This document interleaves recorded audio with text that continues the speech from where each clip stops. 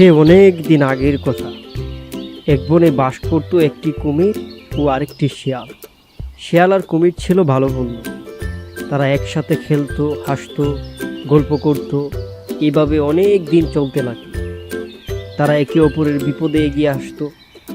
একদিন কুমির বনের একটা ঝোপে ডিম পাড়ল। সে তো মনে মনে অনেক খুশি। সে বলতে লাগলো, অনেক দিন কষ্টের পর চানারা ডিম থেকে ফুটে বের হলো। বাহ বাহ বাহ, দেখতে কত সুন্দর হয়েছে আমার ছানাগুলো। আজকে অনেক আনন্দ ভাব হচ্ছে আমার। এত বড় খুশির কথা আমার বন্ধু শিয়াল শুনলে অনেক খুশি হবে। যাই যাই, তাড়াতাড়ি গিয়ে এই খুশির কথা বন্ধু শিয়ালকে বলে আসি। এই বলে বোকা কুমির শিয়ালের বাড়ির দিকে রওনা হলো।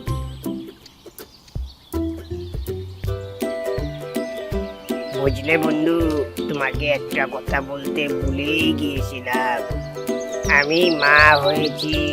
কি যে সুন্দর দেখতে 3টি ছানা হয়েছে আমার।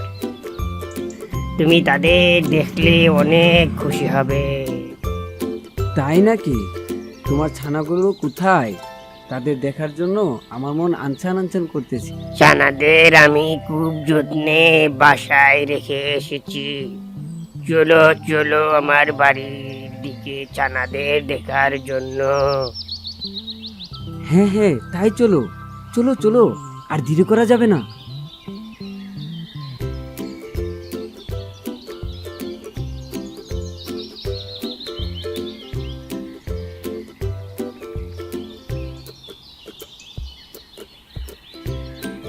দেখো দেখো বন্ধু, দেখতে কত সুন্দর হয়েছে আমার ছানাগুলো।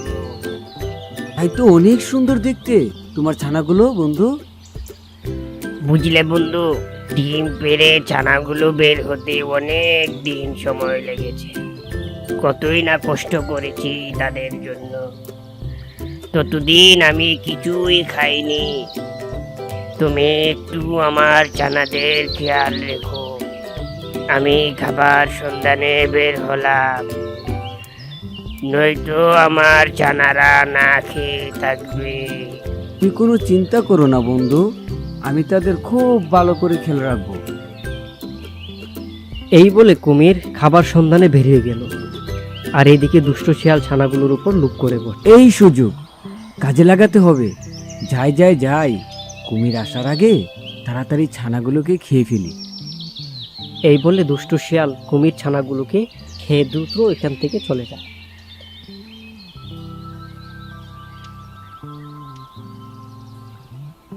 আর এদিকে কুমির খাবার খেয়ে বাড়ির দিকে আসতেছে এবং বাড়ির কাছে এসে দেখে তার ছানাগুলোর কোনো সাড়া শব্দ নেই। এইখানেই তো ছিল আমার ছানাগুলো, এখন কোথায় চলে গেল?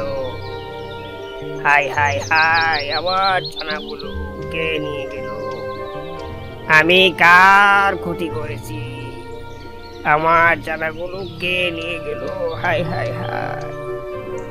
যাই যাই, বন্ধু শিয়ালকে বলে দেখি আমার ছানাদের কোনো খোঁজ খবর পাই কিনা।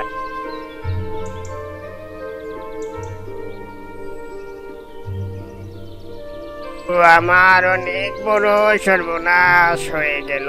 হাই হাই হাই, আমার ছানারা বাসায় নেই, আশেপাশে কোথাও নেই। কে জানি তাদের কোথায় নিয়ে গেছে। কি বলো বন্ধু? কার এত বড় সাহস যে তোমার ছানাদের খেয়ে ফেলেছে? তুমি কোনো চিন্তা করো না বন্ধু, আমি দেখতেছি কে তোমার এত বড় সর্বনাশ করলো। এরকম অনেক কথা বলে দুষ্ট শিয়াল বোকা কুমিরকে সান্ত্বনা দিল। এদিকে কুমির তার বুক ভরা কষ্ট নিয়ে বাড়ির দিকে চলে আসে। কিছুদিন পর কুমিরের আবার ডিম পাড়ার সময় আসে। বোকা কুমির আবার আগের ঝোপেই ডিম পাড়ে এবং কিছুদিন পর ডিম ফুটে আগের মতোই সুন্দর 3টি ফুটফুটে ছানা হলো। এইবারও কুমির দুষ্ট শিয়ালকে বলে ফেলে তার ছানার কথা, কিন্তু দুষ্ট শিয়াল এইবারও ছানাগুলোর উপর লুপ করে বসে। আমার অনেক খিদে পেয়েছে, আমি একটু খাবার সন্ধানে বের হলাম। তুমি একটু ভালো করে খেয়াল রেখো আমার ছানাদের, কেউ যেন তাদের নিতে না পারে, এদিকে খেয়াল রেখো বন্ধু। চিন্তা করো না বন্ধু, আমি তাদের ভালো করেই খেয়াল রাখবো। তুমি যাও, নিশ্চিন্তে খাবার খেয়ে আসতে পারো। এদিকে কুমির খাবার সন্ধানে বের হবার কথা বলে পুকুর পাড়ের গাছের আড়ালে লুকিয়ে দেখতেছিল শিয়াল কি করে। যাই যাই যাই, বোকা কুমির আসার আগে ছানাগুলোকে সাবার করে ফেলি। এই তো ছানাগুলোর দিকে যাচ্ছে মনে হয়, যা ভেবেছিলাম ঠিক তাই তো। তার মানে আমার আগের এত সুন্দর ছানাগুলো এই দুষ্টু শিয়াল খেয়েছিল। যাই যাই, তাড়াতাড়ি তাকে ধরে ফেলি, নয়তো আমার এই ছানাগুলোকেও খেয়ে ফেলবে। এই বলে কুমির আড়াল থেকে বের হয়ে হাতে নাতে ধরে ফেলে দুষ্টু শিয়ালকে। ইয়ে বন্ধু, আমি তোমার ছানাদেরকে দেখতে এসেছি। দেখো দেখো, তাদের আজ কেউ খেতে পারেনি। বিশ্বাসঘাতক, তুই আমার ছানাদের খেতে এসেছিলি। আমি আড়াল থেকে সবকিছুই দেখেছি। যদি একটু দেরি করে আসতাম তাহলে আমার এই ছানাগুলোকেও তুই খেয়ে নিতি। বিশ্বাস করো বন্ধু, আমি তোমার ছানাদেরকে দেখতে এসেছি। চুপ কর বিশ্বাসঘাতক, ভেবেছিলাম তুই অনেক ভালো।